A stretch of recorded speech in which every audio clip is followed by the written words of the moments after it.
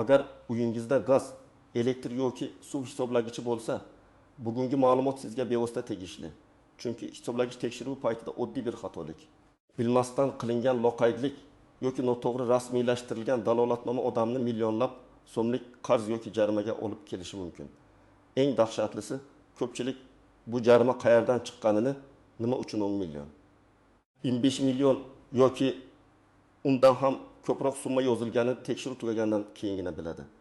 Men bugun sizga hisoblagich tekshiruvi qanday bo'lishi kerak, qaysi holatda iste'molchi haqiqatdan xavf ostida qoladi, qaysi holatda esa o'z huquqini himoya qilishi mumkinligini oddiy tilda tushuntirib beraman.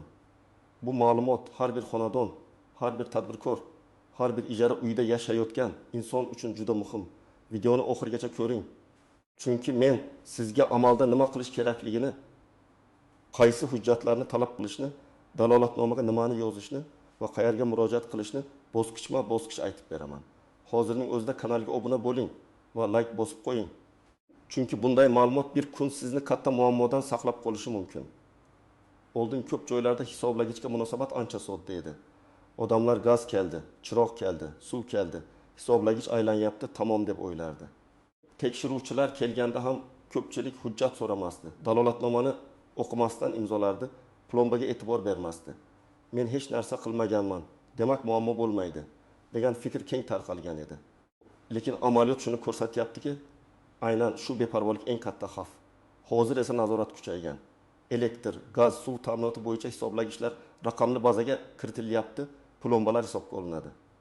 Ko'rsatkichlar solishtiriladi. Avvalgi sarf bilan hozirgi sarf o'rtasidagi farq tahlil qilinadi.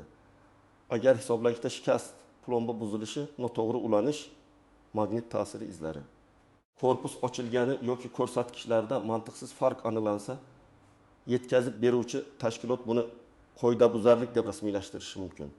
Mana shu joyda eng katta muammo boshlanadi. Iste'molchi ko'pincha shunday deydi: men bilmaganman. Bu uyga yaqinda ko'chib kelganman.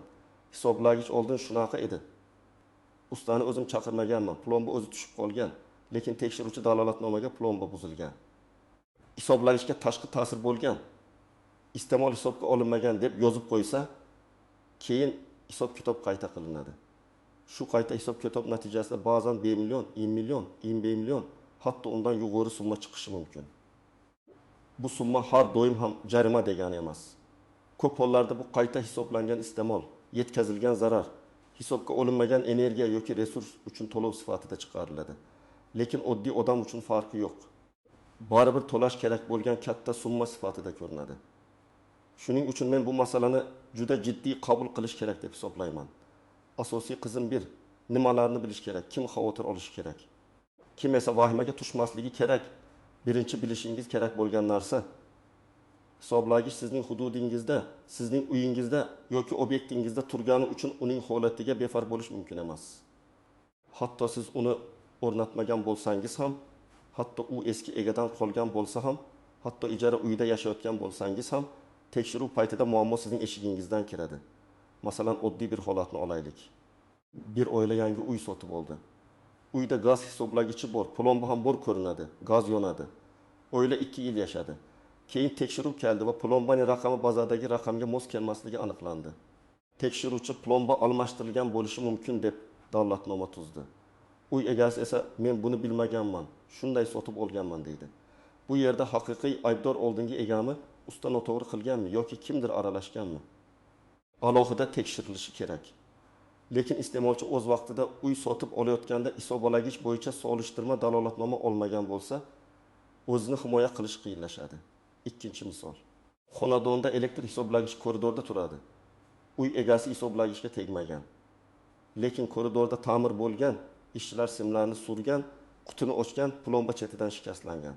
Oradan bir necha oy o'tib nazorat keladi va plomba butun emasligini ko'radi.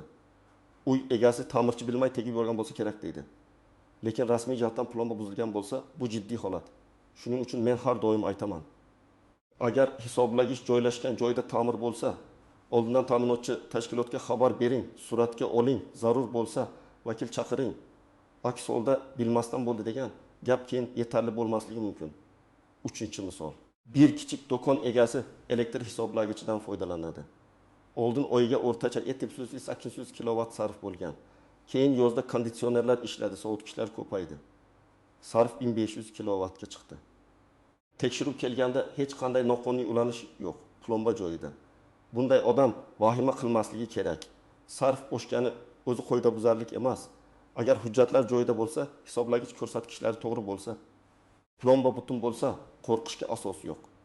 Lekin sarf keskin kamayib ketsa, masalan, do'kon ishlayapti, jihozlar bor, lekin hisoblagich deyarli aylanmayapti. Bu tekshiruvchilar uchun signal bo'lishi mumkin. 4-misol. Ijara uyida yashayotgan talaba yoki oila kommunal to'lovlarini to'lab yuradi. Lekin hisoblagich egasi uy sohibi nomidan. Tekshiruv kelganda hisoblagichda muammo chiqdi. Kim javob beradi? Amalda ta'minlash tashkiloti abonent kim bo'lsa, o'sha bilan ishlaydi. Ijarachi esa uy egasi bilan aloqada kelishadi. Shuning uchun ijara shartnomasida kommunal to'lovlar, hisoblagichlar holati tekshiruv paytidagi javobgarlik yozilishi kerak. Juda ko'p odamlar ijarada turibman, menga aloqasi yo'q deb o'ylaydi. Lekin uy egasi keyin bu summani ijarachidan talab qilishi mumkin. Shu sababli uyga kirayotganda gaz, elektr, suv hisoblagichi suratga olinishi, ko'rsatkichlar yozilishi, plomba holati qayd etilishi kerak. Kimlar ayniqsa ehtiyot bo'lishi kerak? Birinchidan eski uylarda yashovchilar. Chunki eski hisoblagich, eski sim, eski quvur, eski plomba ko'proq muammo chiqaradi. Ikkinchidan yaqinda uy sotib olganlar. Uchinchi toifa ijara beruvchilar va ijarachilar. To'rtinchidan tadbirkorlar, do'kon, sex, kafe, ustaxona egalari. Chunki tadbirkorlik obyektlarida iste'mol katta bo'ladi. Qayta hisob-kitob ham kattaroq chiqadi. Beshinchidan uyda ko'p elektr jihozlari, isitish moslamalari, nasos, elektr qozon, issiqxona ishlab chiqarish uskunasi borlar. Kimlar vahimaga tushmasligi kerak? Agar hisoblagichingiz rasmiy o'rnatilgan bo'lsa, plomba joyida bo'lsa, oxirgi tekshiruv muddati o'tmagan bo'lsa, to'lovlarni o'z vaqtida qilgan bo'lsangiz, noqonuniy ulanish bo'lmasa, dalolatnomalarni saqlab qo'ygan bo'lsangiz, sizda asosiy himoya bor. Lekin baribir tekshiruv kelganda xotirjamlik bilan, ammo hushyor bo'lib harakat qilish kerak. Eng birinchi nozik jihat tekshiruvchi kelganining o'zi siz aybdorsiz degani emas. Tekshiruv reja asosida, murojaat asosida, tizimdagi shubhali ko'rsatkich asosida yoki profilaktika maqsadida bo'lishi mumkin. Lekin tekshiruv jarayonida har bir harakat rasmiy bo'lishi kerak. Men doim tavsiya qilaman. Eshigingizga kelgan odamdan xizmat guvohnomasini so'rang. Qaysi tashkilotdan kelganini aniqlang. Tekshiruv sababi va topshiriq hujjatini ko'rishni talab qiling. Bu hurmatsizlik emas, bu sizning huquqingiz. Ikkinchi nozik jihat, dalolatnomani o'qimasdan imzolash eng katta xato. Ko'pchilik imzo qo'ying, bu faqat kelganimizni tasdiqlaydi degan gapga ishonadi. Lekin dalolatnomada nima yozilganini bilmasdan imzo qo'ysangiz, keyin men rozi emas edim deyish qiyin bo'ladi. Agar dalolatnomada plomba buzilgan, hisoblagich ishlamayapti, noqonuniy ulanish bor deb yozilgan bo'lsa, siz imzo qo'yishdan oldin o'z e'tirozingizni ham yozishingiz kerak. Masalan, dalolatnomadagi xulosaga qo'shilmayman, hisoblagichga aralashmaganman, mustaqil ekspertiza talab qilaman deb yozish mumkin. Agar sizga yozishga imkon berishmasa, bu holatni telefonga video qilib oling, guvoh chaqiring, keyin darhol yozma murojaat qiling. Uchinchi nozik jihat. Plomba faqat kichkina sim yoki plastik narsa emas. Plomba hisoblagichga ruxsatsiz aralashilmaganini bildiradigan muhim belgi. Plomba uzilgan, ezilgan, almashtirilgan, raqami mos kelmagan yoki yo'qolgan bo'lsa, ta'minotchi tashkilot buni jiddiy qabul qiladi. Ayrimlar plomba bor-ku, faqat sal qiyshaygan deydi. Lekin plomba holati bo'yicha bahs chiqsa, suratlar, avvalgi dalolatnomalar, o'rnatish hujjatlari muhim bo'ladi. 4-nozik jihat. Hisoblagichning davlat tekshiruvi yoki metrologik ko'rik muddati bor. Hisoblagich abadiy ishlatilmaydi. Ma'lum muddatdan keyin u tekshiruvdan o'tishi kerak. Agar muddat o'tib ketgan bo'lsa, ko'rsatkichlar bo'yicha nizolar paydo bo'lishi mumkin. Bu yerda kim mas'ul? Hisoblagich kimning balansida? Almashtirish yoki tekshiruv tartibi qanday? Bular alohida qoidalarga bog'liq. Lekin oddiy iste'molchi sifatida siz kamida shuni bilishingiz kerak. Hisoblagich pasporti o'rnatilgan sana, oxirgi tekshiruv sanasi va plomba raqami sizda bo'lishi kerak. 5-nozik jihat. Usta chaqirib tuzattirdim degan holat juda xavfli. Gaz hisoblagichi, elektr hisoblagichi yoki suv hisoblagichini o'z boshimchalik bilan ochish, ko'chirish, ulash, almashtirish mumkin emas. Hatto niyatingiz yaxshi bo'lsa ham, masalan, quvurdan suv oqyapti, sim g'izyapti, hisoblagich joyi ta'mirga xalal beryapti. baribir rasmiy tashkilotga murojaat qilish kerak. Chunki keyin tekshiruvda ruxsatsiz aralashuv deb baholanishi mumkin. 6-nozik jihat. Hisob-kitob qanday chiqarilishini bilish kerak. Agar hisoblagich orqali iste'mol to'g'ri hisobga olinmagan deb topilsa, tashkilot ma'lum davr uchun qayta hisob-kitob qiladi. Bu davr oxirgi tekshiruvdan boshlabmi? Oxirgi to'lovdan boshlabmi? Aniqlangan kundan orqaga qarabmi? Qoidabuzarlik turiga qarab belgilanadi. Ba'zan quvvat, jihozlar soni, o'rtacha sarf, obyekt turi, kunlik ishlash vaqti hisobga olinadi. Shuning uchun summa katta chiqib ketishi mumkin. Masalan, kichik sexda 5 kilovatlik uskuna, sovutgich, yoritish, nasos bo'lsa, bir necha oy yoki 1 yil uchun qayta hisob-kitob qilinsa, 25 million so'm hayratlanarli ko'rinmay qoladi. Lekin bu hisob-kitob to'g'rimi yoki yo'qmi? Albatta tekshirilishi kerak. 7-nozik jihat, og'zaki gapga ishonmang. Aka, hech narsa bo'lmaydi. Opa, keyin hal qilamiz. Imzo qo'ying, summani kamaytirib beramiz. Bugun to'lasangiz muammo yo'qladi kabi gaplar hujjatsiz bo'lsa, sizni himoya qilmaydi.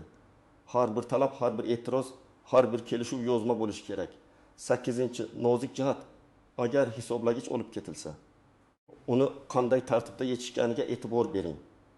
Hisoblagich yechilayotgan paytda ko'rsatkich suratga olinishi, plomba holati qayd etilishi, yechish dalolatnomasi tuzilishi, qadoqlash yoki muhrlash tartibi bo'lishi kerak.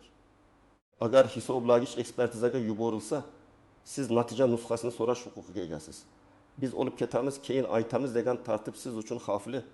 Chunki keyin hisoblagichga qachon, qayerda, qanday holatda qaralganini isbotlash qiyin bo'ladi. Birinchi qadam, tekshiruvchi kelganda xotirjam bo'ling, lekin shoshilmang. Xizmat guvohnomasini so'rang. Ism, familiyasi, lavozimi, tashkiloti, telefon raqamini yozib oling yoki suratga oling. Agar ular bunga qarshilik qilsa, hech bo'lmaganda ma'lumotlarni daftar yoki telefonga qayd qiling. Ikkinchi qadam, tekshiruv sababini so'rang. Reja tekshiruvmi, abonent murojaatimi, shikoyatmi, ko'rsatkichdagi farqmi, qarzdorlikmi, plombani tekshirishmi? Sababni bilish sizga keyingi bosqich yordam beradi. Uchinchi qadam, jarayonni suratga, videoga oling. Bu qonuniy doirada odob bilan qilinishi kerak. Men tekshiruvchilarga to'sqinlik qiling demayman. Aksincha, men o'zimni himoya qilish uchun jarayonni qayd qilib boraman deb ayting.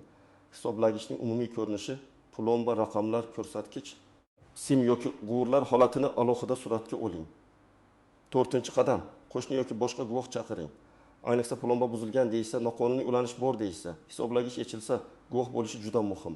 Keyin guvoh men shu holatni ko'rganman deb tushuntirish berishi mumkin. 5-qadam, dalolatnomani diqqat bilan o'qing. Unda sana, vaqt, manzil, abonent ma'lumotlari, hisoblagich raqami, plomba raqami, ko'rsatkich aniqlangan holat, tekshiruvchi ma'lumotlari to'liq yozilgan bo'lishi kerak. Agar biror joyi bo'sh bo'lsa, keyin to'ldirib qo'yilishi mumkin. Bo'sh joylarga chiziq tortishni so'rang yoki o'zingiz e'tiroz bildiring. 6-qadam, rozi bo'lmasangiz, imzo qo'yishdan bosh tortib ketmang. Balki e'tirozingizni yozing. Chunki ba'zan imzo qo'yishdan bosh tortdi deb yozib ketishadi. Siz esa dalolatnoma mazkur holatga qo'shilmayman, hisoblagichga aralashmaganman, plomba holati bo'yicha mustaqil tekshiruv talab qilaman, dalolatnoma nusxasini oldim deb yozishingiz mumkin. Agar nusxa berishmasa, nusxa berilmadi deb yozishga harakat qiling. 7-qadam, dalolatnoma nusxasini oling. Bu juda muhim. Nusxasi siz nimaga qarshi shikoyat qilishni ham bilmay qolasiz. Agar qog'oz nusxa bermasa, telefon bilan suratga oling. 8-qadam, agar katta summa chiqsa, darhol to'lab yuborishga shoshilmang. Avval hisob-kitob asosini so'rang. Qaysi davr uchun hisoblangan? Qaysi tahrif bo'yicha, qaysi norma asosida, qaysi quvvat yoki sarf qabul qilingan, qaysi dalolatnomaga tayanilgan? Bular yozma ko'rinishda bo'lishi kerak. Agar hisob-kitob xato bo'lsa, uni kamaytirish yoki bekor qilish imkoniyati bo'lishi mumkin. 9-qadam, yozma e'tiroz bering. E'tirozda quyidagilarni ko'rsating. F ish, manzil, abonent raqami, telefon, tekshiruv sanasi, dalolatnoma raqami, nimaga rozi emasligingiz, qanday hujjatlar ilova qilayotganingiz, nima talab qilayotganingiz. Masalan, qayta ko'rib chiqishni, mustaqil ekspertiza tayinlashni, hisob-kitob asoslarini taqdim etishni, dalolatnomani bekor qilishni, qarzdorlikni vaqtincha to'xtatib turishni so'rashingiz mumkin. 10-qadam, hujjatlarni yig'ing. Sizga kerak bo'lishi mumkin bo'lgan hujjatlar: pasport nusxasi, abonent shartnomasi, uy hujjati yoki ijara shartnomasi, oxirgi to'lov kvitansiyalari, hisoblagich pasporti, o'rnatish dalolatnomasi, plomba dalolatnomasi, avvalgi tekshiruv dalolatnomalari, surat va videolar guvoh tushuntirishlari. Ta'mir bo'lgan bo'lsa, ustalar bilan kelishuv yoki chek, uy sotib olingan bo'lsa, topshirish qabul qilish ma'lumotlari. 11-qadam murojaatni faqat og'zaki emas, rasmiy topshiring. Tashkilotning qabulxonasiga kirim raqami bilan topshiring yoki elektron murojaat yuboring. Kirim raqami sana mas'ul shaxsni saqlab qo'ying.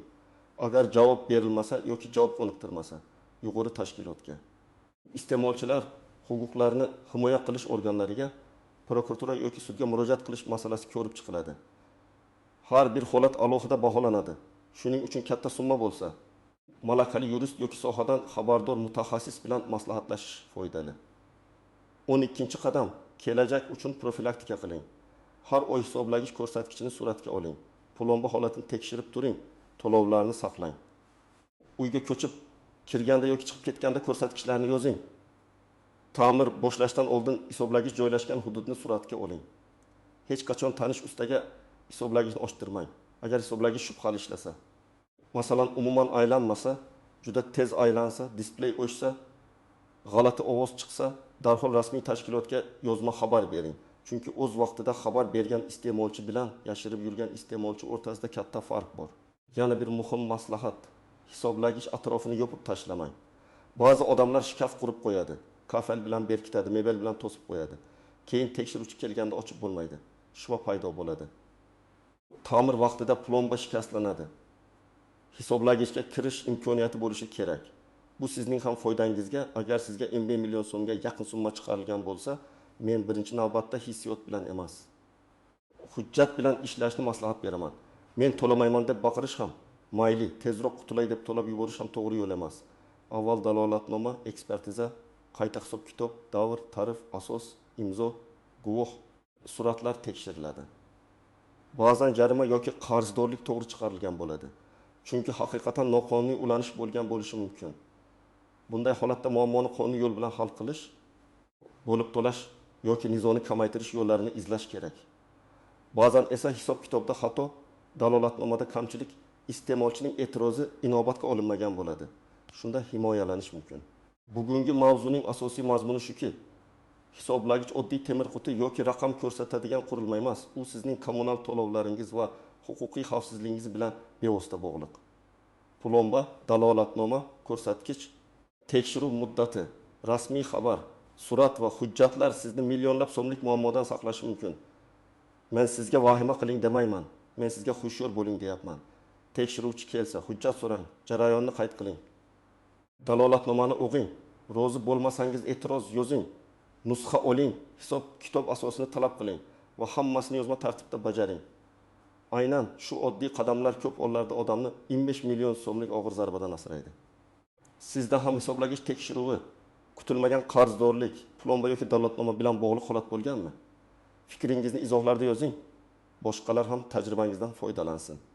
Agar video foydali bo'lgan bo'lsa, like bosing, kanalga obuna bo'ling va yaqinlaringizga yuboring. Chunki bu ma'lumot bugun sizga kerak bo'lmasligi mumkin, lekin ertaga oila a'zongiz, qo'shningiz yoki do'stingizni katta jarimadan saqlab qolishi mumkin.